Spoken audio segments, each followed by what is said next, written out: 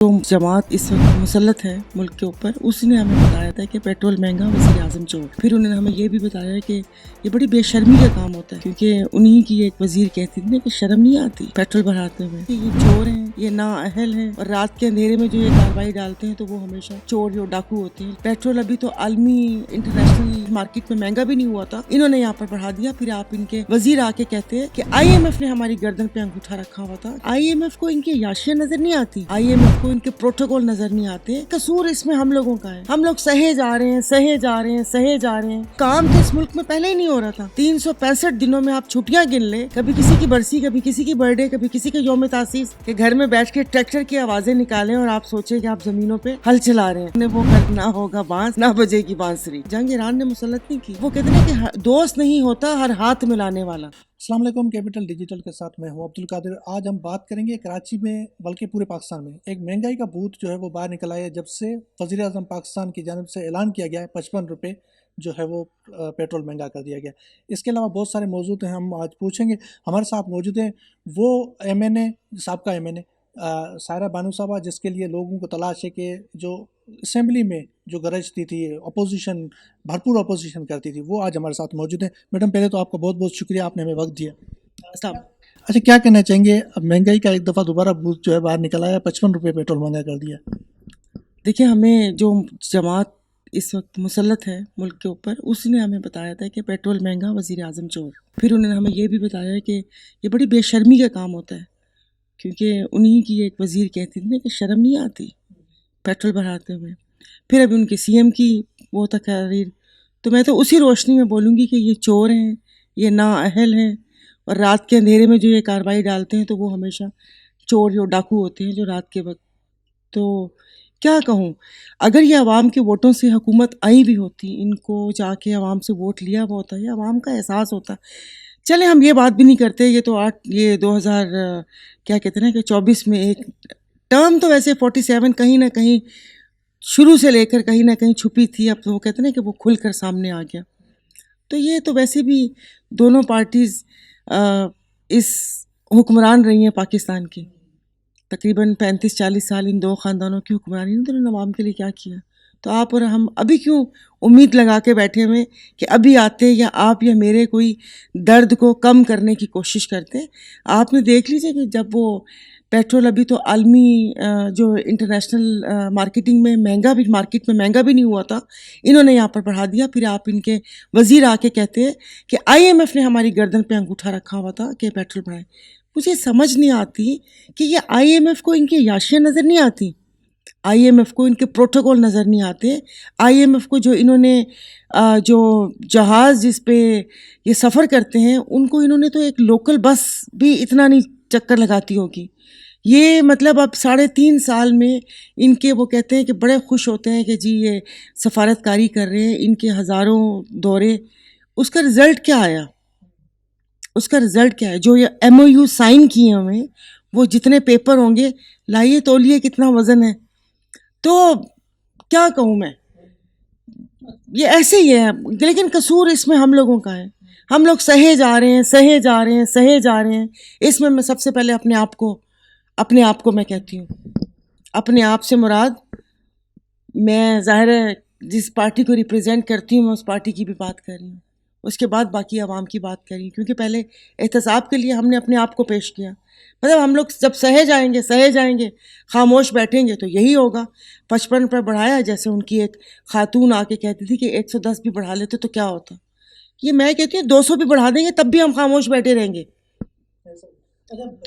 ये जो वज़ीर आज़म ने कल ऐलान किया है कि अब 3 दिन दफातर बंद रहेंगे, पेट्रोल 50% जो है वो 50% कम करेंगे अफसरान, उसके सिवा जो है वो 3 रोज़ छुट्टी रहेगी, एसियाँ बंद होंगी, ये सारा मामला आपने देखा होगा। मेरे खुदा, देखें ये इनके ऐसी टोपी ड्रामे हैं। 50% आप भी इन ऐवानों में गर्दिश करते हैं। वो जो ब्यूरोक्रेसी है वो तो मोनेटाइजेशन लेती है, पैसों की मोनेटाइजेशन। तो वो मुझे बताइए, तो उसमें पेट्रोल की मदआदगी कैसी होगी? ये तो अनलिमिटेड जिसको पेट्रोल है, वो अनलिमिटेड का हाफ क्या होता है? उसके बाद स्कूल बंद कर दिए पहले ही। देखिए वैसे ये फिर एक बात मुझसे पूछेगा, मैं बाद में करूँगी। बताइए क्या बच्चे पेट्रोल पी के स्कूल जाते हैं? वो तो आप अगर गांव गोठों या पंजाब की तरफ भी देहात वगैरह में बात कर लें तो स्कूल तो बच्चे पैदल ही जाते हैं, साइकिल पे चले गए। कहीं कहीं स्कूल वैन लगी हुई है, और स्कूल बंद होने से जो स्कूल वैन ने किराया लिया है वो वापस थोड़ी किया होगा, वो तो जून जुलाई का किराया लेते हैं। तो ये तो वो कहते हैं ना कि वो हालात है कि आपको पता नहीं है कि कब तक ये बंद रहेंगे। तो काम तो इस मुल्क में पहले ही नहीं हो रहा था। 365 दिनों में आप छुट्टियां गिन लें, कभी किसी की बरसी, कभी किसी की बर्थडे, कभी किसी का यौम तासीस, कभी ये कभी वो, ये वो करके मेरे ख्याल में 119 दिन काम होता था। अब वो भी इन्होंने बंद कर दिया। अब हम लोग किसान हैं, तो ज़रा मुझे बताइए कि हम वर्क फ्रॉम होम कैसे करें। किसी ने बड़े मज़े का वो मीम शेयर किया था कि घर में बैठ के ट्रैक्टर की आवाज़ें निकालें और आप सोचें कि आप ज़मीनों पे हल चला रहे हैं। तो हम वर्क फ्रॉम होम कैसे करें। और बाकी इसमें हमारी सिंध गवर्नमेंट थोड़ी सुकून में है, क्योंकि ऑलरेडी अगर मैं अपने ज़िला की बात करूं तो 460 स्कूल तो बंद हैं। तो उन्होंने वो कर दिया, ना रहेगा ना होगा बांस ना बजेगी बांसुरी, कि ना स्कूल होंगे, ना इनको वो कहते हैं कोविड के दिनों में ख्याल करना पड़ेगा, ना इस वो कहते हैं जंगी हालात में बंद करना पड़ेगा। 460 स्कूल सांगड़ के बंद हैं। इस हवाले से कोई आपने तवज्जो दिलाया इनको? पूरे इलेक्शन कैंपेन में स्कूलों की हालत देख के तवज्जो दिलाई है, हर प्रोग्राम में, हर फोरम में, हर उसमें बात की है। अब मतलब एक जैसे अब अब वो कहते हैं ना कि जारहाना अंदाज में ये रमज़ान ख़त्म हो जाए, फिर इसके ऊपर पूरी आपको कैंपेन चलती हुई नज़र आएगी। अच्छा, इस महंगाई से अगर हम हटके अगर बात करें, एक और इशू आया हुआ है जिसकी वजह से कहते हैं वज़ीर आज़म ने ब्लेम डाला कि ईरान और अमेरिका की जो जंग है जिसकी वजह से ये पूरा मामला हुआ है। आप इस जंग को कैसे देखती हैं? देखिए ये जंग, ये तो बदमाशी है। जंग तो ये है ना कि दोनों मुल्क को कोई भाई आप उधर से भी वो है और उधर से भी है और जंग शुरू हो गई। ये तो जो वो कहते हैं ना कि टोला है जिसको ये ध्यान बेसिकली हटाना चाह रहे हैं कि जो इन्होंने उनको नोबेल प्राइज़ के लिए नामज़द किया था, अब वो थप्पड़ पड़ चुकी है मुंह पे। नॉर्मल लोग सुन रहे हैं इंटरव्यू तो अपनी ज़ुबान में बोलूँ तो थू थू कर रहे हैं लोग इन पर। अब इधर की बात करें उधर की बात करें, जंग ईरान ने मुसल्लत नहीं की। जंग ये इसराइल की हिमा पर अमेरिका की पुष्टपनाही से, वहाँ पर वो कहते हैं ना कि बदमाशी से उन्होंने ये समझा होगा कि जैसे बाकी आप इराक़ ले लें, लीबिया ले लें, शाम ले लें और इराक़ ले लें, तो उन्होंने कहा कि ये भी हमारे लिए तरनवाला साबित होगा। आप उस शख्स की ज़हनी हालत का अंदाज़ा लगाएं कि वो शख्स किसी एक बयान पे टिक ही नहीं रहा। खैर आपको अंदाज़ा तो उसी वक्त हो जाना चाहिए था जब उन्होंने हमारे 6 जहाज़ों को 7 और 8 और फिर 11 तक पहुंचा दिए। ये तो फिर मामलात मुल्की क्या कहते हैं ना कि ऐसे हो गए कि वरना शायद वो 11 से 14 या 15 भी चले जाते। और अब वो कह रहे हैं कि मेरे दामाद ने और मेरे मुशीरों ने मुझे गलत सलाह दी, यानी कि उन्होंने बोला कि हो सकता है ईरान आप पे हमला कर दे। तो ये सब अब उनके मुंह की खानी पड़ी है, तो समझ नहीं आ रही कि ये चल क्या रहा है। तो बाकी इनके तो छोड़ दें, इनके तो वो कहते हैं मकासद, और जो मकासद और अगराज और मकासद हैं वही कुछ और है। इनको बोले पहले वो हिम्मत तो लेकर आए। अच्छा, सुना है कि अब सालसी का किरदार में पाकिस्तान का नाम है कि रूस, पाकिस्तान और सऊदी अरब कोई किरदार अदा करें कि इन जो जंग है उसको कुछ नरमी पैदा करें। रूस, सऊदी अरब और पाकिस्तान सालसी का किरदार अदा करें। कुछ ना कुछ ऐसा करें कि जंग जो है वो अब ख़त्म हो जाए।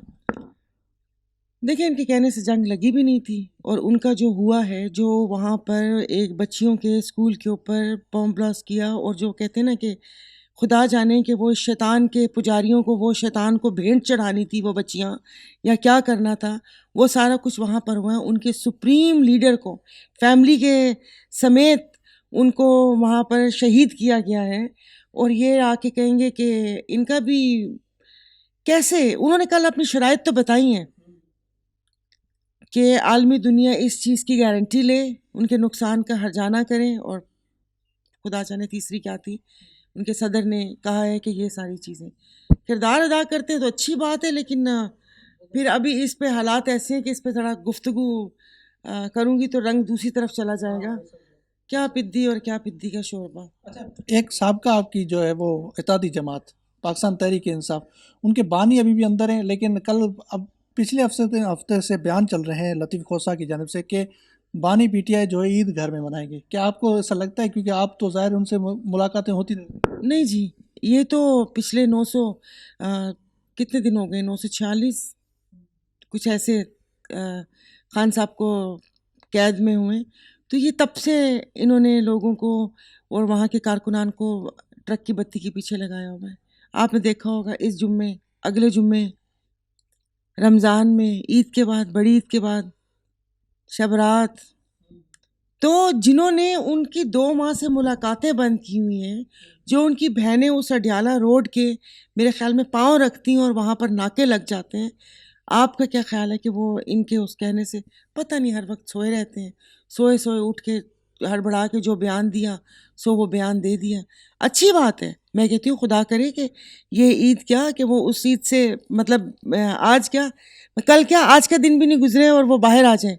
लेकिन ये कोई तुक तरीके की बात करे, अब तो लोग भी यकीन नहीं करते इनकी बात पर। अब आप देख लिए कि 10 तारीख को जो पेशी थी उस पर जज से टाइम ले लिया कि मेरी तैयारी नहीं है, और उन्होंने उससे पहले कहा था मैं सरप्राइज़ दूंगा। सरप्राइज़ यही था कि एंड टाइम पे मैं बोलूँगा मेरी तैयारी नहीं है। पीर साहब अगर सालसी का किरदार अदा कर सकते हैं इन सियासी जमातों के दरमियान के जो है तनाव कम हो। इन सियासी जमातों के देखिए, अब तो मेरे नज़दीक नवाज शरीफ से भी पीर साहब की दोस्ती है, जरदारी साहब से भी दोस्ती है।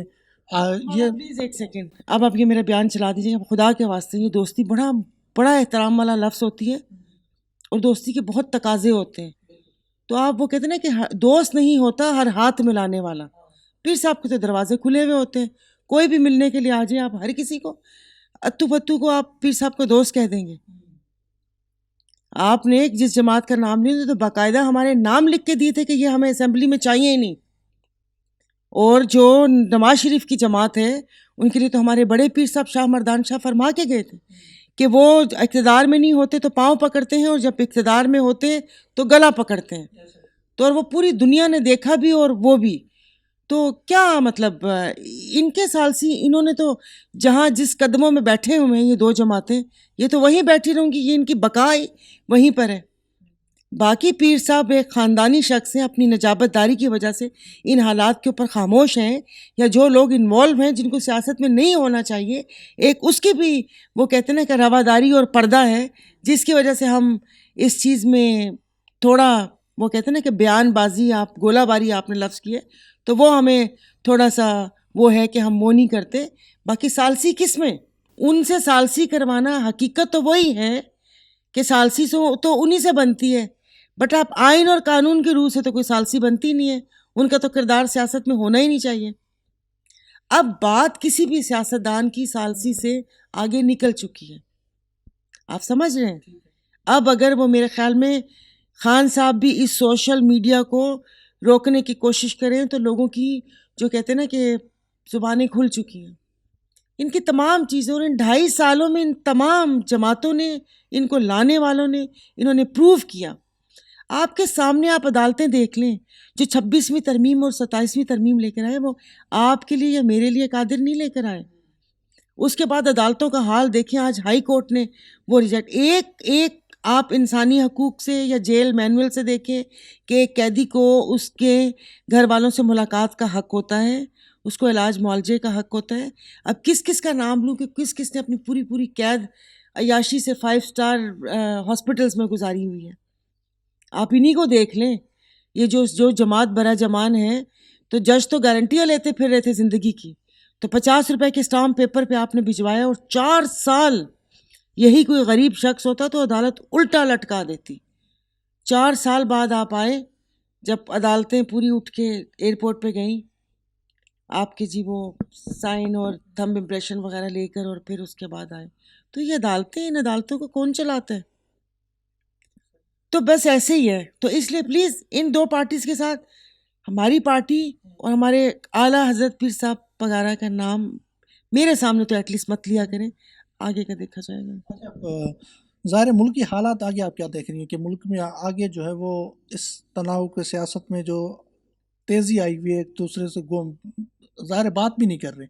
इस्लामाबाद में तो इतना माहौल गर्म है कि वो पीटीआई की जानिब से जो वो रोज़ इमरान खान जो बानी पीटीआई के आज़ादी के लिए रोज़ नारे कौमी असम्बली में, सेनेट में ज़ाहिर है अभी तक वो जो उनकी अपनी कमेटियाँ हैं उनमें भी जाने के लिए तैयार नहीं है। क्या आप समझती हैं कि इनको पार्लियामेंट में रहकर जो है वो किरदार अदा करना चाहिए? इनको ये जो पीटीआई के मेंबर असेंबली में, तो अफसोस तो वही है कि वो किरदार नहीं अदा कर रहे। जो किरदार उनको अदा करना चाहिए था, वो किरदार तो उन्होंने अदा किया ही नहीं।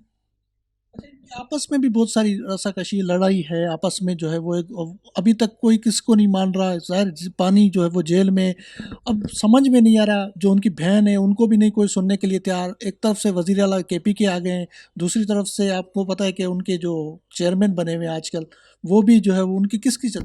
वो देखिए, हमारे यहाँ 200 साल हुकूमत थी ना क्वीन साहिबा की, तो हमने तो ये सुना है कि फिरंगियों का एक असूल था कि क्या डिवाइड एंड रूल। तो वो बस आपको पता है काली भेड़ें हर जगह मौजूद होती हैं, हर पार्टी में मौजूद होती हैं। आप नून लीग देख लें तो उसमें मतलब इतने आपने बयानबाजी, आप मिफ्ता इस्माइल ले लें, शाहिद खान अब्बासी ले लें, सरदार मेहताब अब्बासी, और बाकी इतने सारे जो इनके और क्या नाम था उनका, आसिफ किरमानी साहब, जो गए हैं और बात भी करते हैं। अगर आप अपने सिंध की तरफ देख लें तो यहाँ पर कितने ग्रुप हैं, यहाँ पर है ना, वो तो फिर उसको वो कर लेते हैं।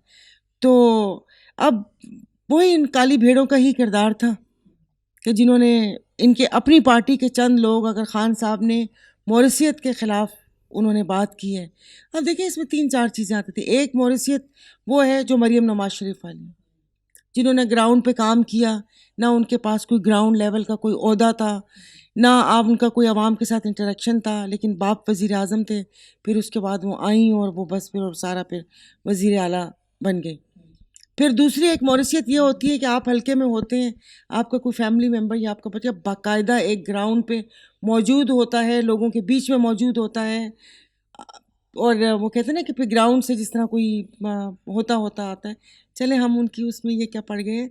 तो इन्होंने इस चीज़ को खान साहब की पकड़ लिया है कि मौरिसियत नहीं होगी। क्यों, गंडापुर का भाई नहीं आया था, मुल्तान से मेम्बरान और उनके भाई नहीं आए, इतने सारे वो आए हुए। शाह महमूद साहब उधर थे तो उनके बेटे इलेक्शन लड़ा, फिर उसके बाद बेटी का नाम आया। ऐसे चंद मुल्तान ही के हैं, डोगर साहब भी हैं, उनके भाई भी एमपीए बने हैं। तो ये मौरिसियत नहीं थी, गंडापुर की मौरिसियत नहीं थी। आ जाके देखे ना, इसको इंतशार फैलाना कहते हैं। आ जाके कि खान की बहनों, उनको तो ज़रूरत नहीं है, उन्होंने तो नहीं आना। बट ये इस किस्म की बात आप वो कहते हैं ना कि करना, कि लोग उनके साथ जो चलने में या जो, अगर वो कहती हैं कि कल अडयाला पहुंचो या उसमें उसमें थोड़ा सा वो मखमसा पैदा हो। बाकी जो मेंबरान इनके असम्बलीज़ में बैठे हुए उन्होंने कोई किरदार अदा नहीं किया। सबसे ज़्यादा अफसोसनाक और वो जो है पंजाब असम्बली के मेंबरान की, इनके एमपीएस की हालत है कि हज़ार इशू थे, ये आवाम के इश्यूज़ पे बात कर सकते थे। ये नहीं कहा कि लोगों को पता तो चले कि भाई आप हो, ये अवाम की जमात हो। आप कैटेगरीज बना रहे ना कि भाई ये लोगों का एहतजाज होगा, इन लोगों ने जा पहुंचना है अदालती कार्रवाई पर, और ये लोग जो असम्बली में बैठे हुए होंगे ये अवामी इश्यूज़ पे बात करेंगे और हुकूमत की किसी भी गलत बात को इधर से उधर जाने नहीं देंगे, वो अवाम के सामने लेकर आएंगे। तो ये सारा एक ऐसा घप्पा घोटाला बना हुआ है। अच्छा, वो एक और आज खबर आपने देखी होगी, गवर्नर पाक सिंध को हटा दिया है। ओह माय गॉड, अब मुझे ये समझ नहीं आ रही कि अब इनकी आगे आने वाली, क्योंकि इन पार्टी का काम है ना थोड़ा सा, मतलब इनको अच्छा लगता है कि जूते और कपड़े साफ़ हों। मैं अभी आज सोच रही हूँ कि फिर इनके आने वाले बयानात को मैं सही मानूंगी या पिछले को सही मानूंगी, क्योंकि ये रस्म चल पड़ी है। जीडीए जो है वो ईद के बाद कोई तैयारी कर रही है सिंध में, जो है मुख्तलिफ अजला में कोई वर्कर कन्वेंशन वगैरह? तैयारी तो ईद की होती है, ईद के बाद की जीडीए की कौन सी तैयारी के बारे में। हाँ जी, नहीं देखिए, मुझसे पहले भी सवाल किया था तो मैं कहती हूँ कि एक कहावत है कि जब मछेरे शिकार पर नहीं जाते तो वो टाइम होता है उनका जाल मजबूत करने का। तो हम भी दुरुस्त कर रहे हैं अपनी सफ़ें। ये तमाम जो कहते हैं कि ज़िले लेवल पे, तहसील पे पार्टीज़ की दोबारा से तश्कील और वो सारी चीज़ें हो रही हैं। लेकिन मुझे एक बात बताएं, ये सारी तश्कील करके क्या करेंगे? सारी ये तमाम चीज़ें, जीडीए मुतहर्रिक हो रही है, जीडीए जा रही है, जीडीए ये कर रही है, जीडीए सब कुछ कर रही है, पर जीडीए सब कुछ करके करेगी क्या? आपकी डील में आ जाएगा जीडीए हमको असेंबली में नहीं चाहिए, फिर जीडीए बेचारी क्या करेगी? फिर जीडीए के मतलब जो कहते हैं ना कि मैं अगर अपने हलके की बात करूं ना तो इस वक्त आप मुझसे इंटरव्यू ले रहे हैं। फिर ज़िला सांगड़ को हसास करार दिया गया। फिर जीडीए क्या करेगी? फिर हसास करार दे के शहर वाली पोलिंग जो बहुत इजी पोलिंग है, जहाँ पर कहते हैं ना कि शहरी लोग ज़्यादा हैं, जहाँ हमारी तादाद ज़्यादा है, और जो दूर दराज के इलाके कि जहाँ पर वो कहते हैं कि सड़क भी ना हो, और वहाँ पर और सारी वहाँ से ठप्पे पे ठप्पा, ठप्पे पे ठप्पा, वो सारा होता है। उसके बाद फ़ोन सर्विस और ये पूरे मुल्क में ये बंद कर देगी तो जीडीए क्या करेगी? उसके बाद सारी पुलिस जो सिंध गवर्नमेंट के ताबे है, और वो पुलिस अपनी वॉकी टॉकी पे एक दूसरे को, फ़ोन नहीं था ना तो उनका जो कम्युनिकेशन सिस्टम था वैसे ही चल रहा था, हर थोड़ी देर बाद पर पुलिस मोबाइल थी और उससे बात हो रही थी। फिर जीडीए क्या करेगी?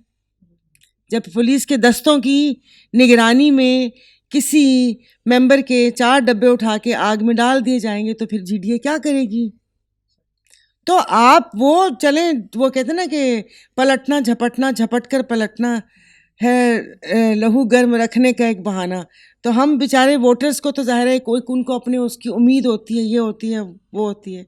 इधर सारी तैयारी करें और उधर से साड़ी गाल हो गई है कि फॉर्म 45 तो इनको दे दिया जाए, पर फॉर्म 47 हमारा होगा, उनका। तो जब कोई मुझसे पूछे ना जीडीए क्या कह रही है, काश के ये जंग होती और फिर आप जीडीए की तैयारी देखती कि जीडीए की जो तलवारें और जीडीए की ज़रा बख्तर होती, और जो हमारे हुर सर पे कफन बांध के लड़ते, ये वाली लड़ाई हो तो आप मुझसे पूछें कि जीडीए क्या कर रही है। फिर मैं आपको बताऊं कि जीडीए की कौन सी हिकमत अमली है। जीडीए ने जो अंग्रेज़ साम्राज्य को यहाँ से भगा दिया था, जीडीए अब भी भगा सकती है। मगर मसला ये है कि अब इन्होंने वो बजाय बहादुरों और शाह सवारों और बहादुरों की तरह उस जंग के फॉर्म 47 ले आए। अब इसमें क्या करें, आप मुझे बताएं। बहुत शुक्रिया आपका, बहुत शुक्रिया। इस वक्त जो है आपने पूरी बातें सुनी, दिलचस्प बातें जो है मैडम सायरा बानू की, और ज़ाहिर है महंगाई भी है, ईरान का इशू भी है, और बानी पीटीआई का इशू भी है। 3 इश्यूज़ हैं, हमने पूरे कोशिश की कि आप तक पहुँचाएँ। आने वाले प्रोग्राम में हम आपको मज़ीद जो है इस हवाले से, महंगाई के हवाले से बताते रहेंगे। तब तक मुझे और मेरे कैमरामैन फरीद बलोच को दीजिएगा इजाज़त किसी नए मौजू के साथ। तब तक के लिए अल्लाह हाफ़िज़।